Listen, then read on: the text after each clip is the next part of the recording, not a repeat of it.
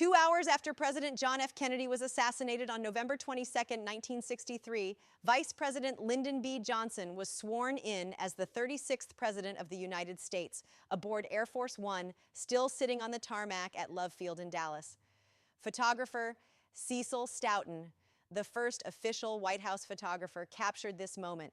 Judge Sarah Hughes, administering the oath as a solemn Johnson, stood beside Jacqueline Kennedy, still in the pink Chanel suit stained with her husband's blood.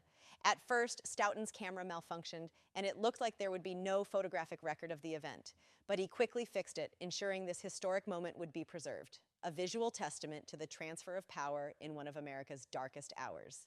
7 years later, another unexpected moment in presidential history took place, but this time it involved the king of rock and roll.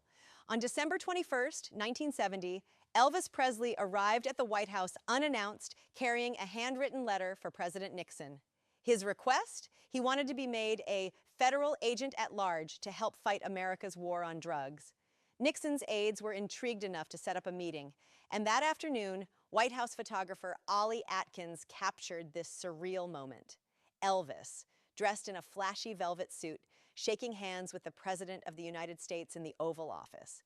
During their conversation, Presley claimed the Beatles were anti-American, discussed communist brainwashing, and asked Nixon for a federal narcotics agent badge. By the end of the day, he had one. The meeting remained secret until the following year, and Elvis never actually worked with the White House.